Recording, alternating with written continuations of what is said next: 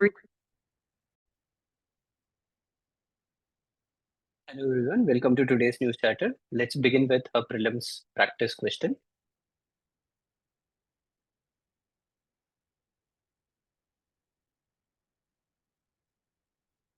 Fine, so take a look at this question. It is a very simple basic questions from polity. So take a look at this question. Consider the following statements regarding Article 15. Those two statements have been provided and they are asking which among the above is correct. So it can be one or two or both one and two or neither one not. So let's read the statement. Statement one, it prevents state from discriminating persons with disability. So whenever you get such statements, you need to go with the proper script of the article itself. You cannot just assume that they have, of course, it is a state, the government, will it discriminate against disability? These kind of thoughts you should not have. You should go with the proper script that is mentioned in the article. Article 15 states the states cannot discriminate against people based on religion, race, caste, sex, or place of birth. That's all. It does not mention that the government cannot discriminate based on disability. So this option is incorrect. It enables the state to make special provision for women and children. Of course, it is mentioned. The state can make special provision for the development of women and children. It can make special provision for SC/ST. It can make special provision for economically backward classes. Also, 10% reservation have been provided based on this. It can also have special provision for educationally and socially backward classes. That is how OBC came up. So these things are basics you should know before getting into the examination. So the statement two is correct.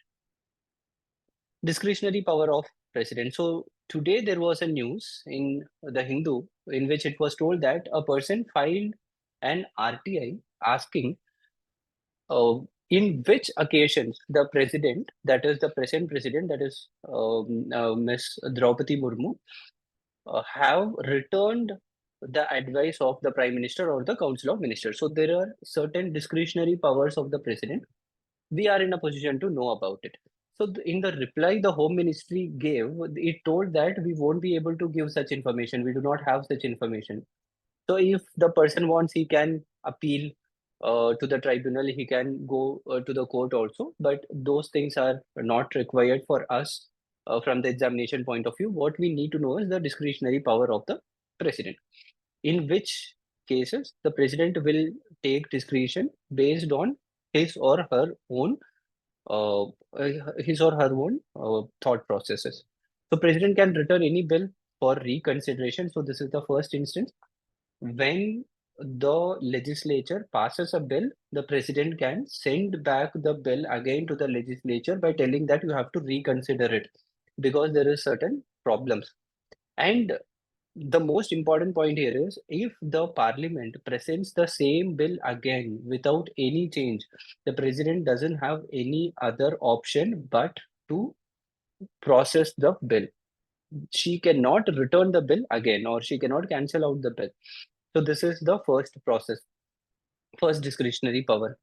There is nothing mentioned as discretion in the constitution. Constitution never mentions that the president has certain discretionary power.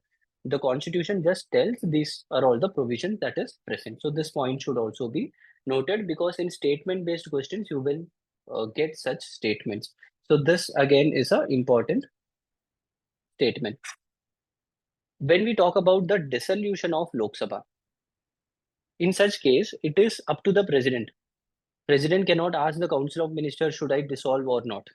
If the president is sure that the present government does not enjoy majority in the Lok Sabha, in such case the president can dissolve the dissolve the Lok Sabha itself. So that is a discretionary power. President can delay the passage of the bill with pocket veto. So here we have a veto power, which is a suspensive veto. This veto power is called as suspensive veto. This veto power which we discussed here, it is a suspensive veto where they can send the bill back, but if it is presented again, they have to pass it. Pocket veto is when a bill is presented to the president, president just keeps it. She doesn't make any decision. She doesn't cancel it out. She doesn't pass it. She just doesn't take any decision, because in the constitution, it is not mentioned whether the president should process a bill within a particular time period. Such time period is not mentioned. So this is pocket veto. Here also, it is the discretionary power of the president. One other instance of discretionary power is when the president appoints the prime minister in a hung assembly, only in a hung assembly, not in other places. When there is no proper clear cut majority, the president can appoint someone as prime minister and give him a chance to prove the majority in the house. So, this again is a discretionary power of the president. So, these topics should be clearly known by the candidate. Siachen Glacier has been in news regularly because it is 2024 is the 40th anniversary of Operation Meghdoot. So we need to know what exactly is Siachen Glacier. We have already discussed about Operation Meghdoot. If you have not seen it, see the previous news charters, you will get a clear-cut idea about it. Here we will just discuss about the geographical features of Siachen Glacier. Geographical feature, where exactly it is located, is very important. It is located in Eastern Karakoram range of Himalayas. Eastern Karakoram range. Karakoram range is here. It will be like this. So the topmost Himalayas, the highest Himalayas are in the Karakoram range. So it is located in the Eastern Karakoram range. Siachen Glacier is located here. This is Siachen Glacier. Siachen Glacier is located here in the topmost point of India. It is the length of the glacier is 76 kilometers, and it is located at an altitude of 5,400 meters, around 5 kilometers from the ground level. It is the highest battlefield in the whole world, 17,700 feet above the sea level. One very important significant feature of the Siachen Glacier is the Nubra River. Nubra is an important river in Jammu and Kashmir, and the Nubra River starts from the Siachen Glacier. Nubra River originates from Siachen Glacier. It goes down and then it later joins with Shyok River. Nubra and Shyok are very important tributaries of Indus River, which should be noted down. So this geographical feature is very important. It is located above the Ladakh, northern part of to the northernmost part of Ladakh, and to the west of it is located the Gilgit-Baltistan. Gilgit-Baltistan region is at present under the control of Pakistan illegally. So these points should be noted down. Go through the map very well. When we talk about disaster management, it is always better if you are getting a question in mains, you write a case study also, or a proper example taken from some other country. You can take the example of Japan, you can take the example of Chile, and you can take the example of Taiwan. This year, Taiwan was in news because of a recent earthquake, but it was a very high intensity earthquake. But the most significant part here is they did not lose a lot of lives. They did not even lose a lot of infrastructure. If such earthquake has happened in India, there would be thousands of people died. But it didn't happen in Taiwan because of their disaster preparedness. So, what are all the points we can take and uh, do it in India? So, these points are mentioned here, which you can take a note of it and you can mention in your answer also. Before going into the topic, let's see about the geography of Taiwan. Taiwan is located here. That is the Philippines plate. Taiwan is located along the borders of the Philippines plate.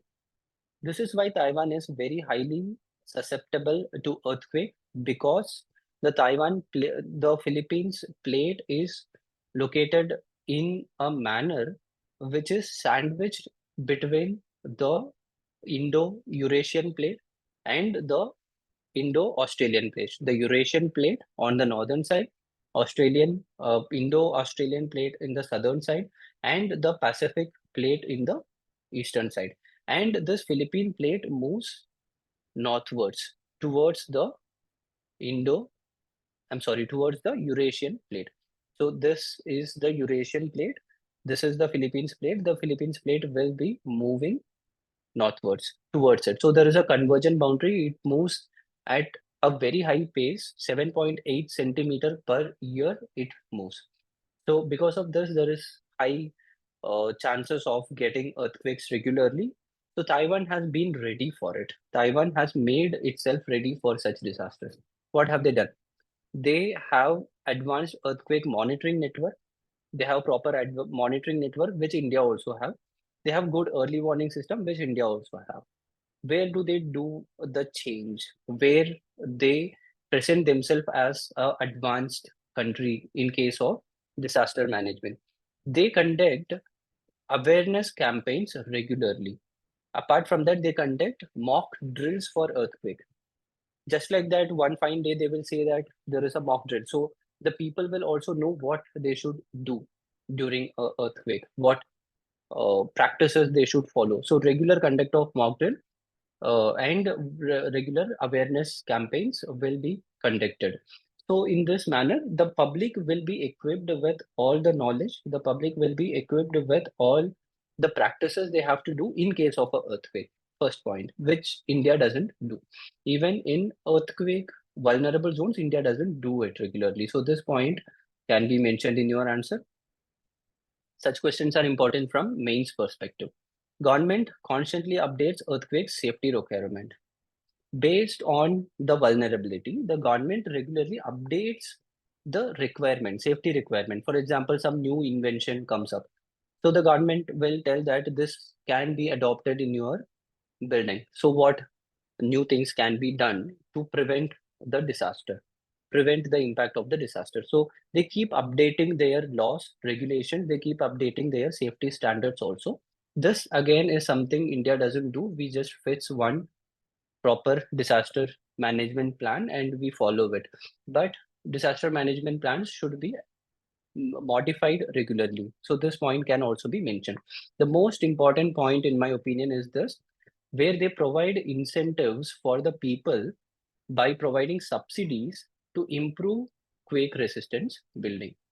So if I have a building, the government will tell that you have to update your safety standards, but I will provide you incentive. I'll provide you subsidy. So I will also be happy to update my building by getting the subsidy from the government. The government will also benefit because there will be less infrastructure damage in case of earthquake. So such measures should be adopted in India also. Who is a star campaigner? The election is going on, so any term related to election is important. Who exactly is a star campaigner? It's very simple. Any party, a national or a state party, can mention some people as star campaigners. Maximum of 40 star campaigners can be mentioned by a recognized political party. If it is an unrecognized political party, in such case, 20 star campaigners can be mentioned. First point. They just have to be members of the political party, that's all, nothing else. They can be members of political party. Generally political party ropes in sports stars or film stars, movie stars, etc. into the star campaigning. So here certain requirements are mentioned by the election commission which should be followed. The names should be mentioned to the election commission or chief electoral officer. Chief Election Commissioner is the head of Election Commission. Chief Electoral Officer is the head of Election Commission in the state, which is appointed by the Election Commission. So Chief Electoral Officer should be mentioned, should be given the names, the list, etc. within 7 days from the announcement of date of election. First important point. If the election is multi-phased, so in India, there is a multi-phased election. For each phase, they can give different names. And that will also be acceptable. If in a rally or meeting, the star campaigner seek vote in the name of the contesting candidate or shares the dais with a contesting candidate, in such case, the expenses that were done on that occasion will be added to the candidate. See why this point is important, because for a big state, a Lok Sabha candidate can spend at max 95 lakh rupees. That's all. In a small state, the candidate can spend at max 75 lakh rupee. They cannot cross it. So if a star campaigner is sharing the dais with the candidate, whatever expenses happened will be added to the candidate. If the star campaigner is campaigning separately without mingling with any of the candidate, the money or expenditure will not be added to any candidate. So these points are important. Very easily they can make prelims question from these points. So try to note it down clearly. Certain points which are important for mains examination, just the data you have to note down. You have to maintain a separate note for GS3 environment related to climate change. Whenever you are getting a question, you can mention it. India is highly vulnerable to climate change. Everyone knows it. 18 states are highly vulnerable. 80% of the population is vulnerable to climate change. And most of the districts in India are vulnerable to climate change. This is the major point. Some basic data which is important for prelims and mains is the NDC, Nationally Determined Contribution. India has mentioned that we will target these contributions and we will achieve these contributions also. Two important contributions mentioned by India has already been achieved. We have to achieve it by 2030, but we have already achieved it. One is we mentioned that the emission intensity per GDP will be reduced by 33 to 35 percentage from 2005 level. We have already achieved it. So we modified it again. After achieving it, we modified it by telling that we will reduce it to 45 percentage by 2030. So these 2 points should be read together. We mentioned that we will reduce it to 33 to 35 percentage. We already achieved it. After that, we modified it by telling we will get it reduced to 45 percentage. Again, out of the total electricity that is used in India, we mentioned 40 percentage will be from non-fossil fuel sources. We already achieved it, so we modified it. We changed it to 50 percentage by 2030. Apart from this, one more uh, nationally determined contribution is there, that is reducing the CO2 emission, absorbing the CO2 emission using forest resources to 2.5 to 3 million tons. So that should also be remembered. So these are all points which you should remember because it's very important. That will be all for today. All the best. Study well. Subscribe and like so that you will get the video suggestions every day. All the best.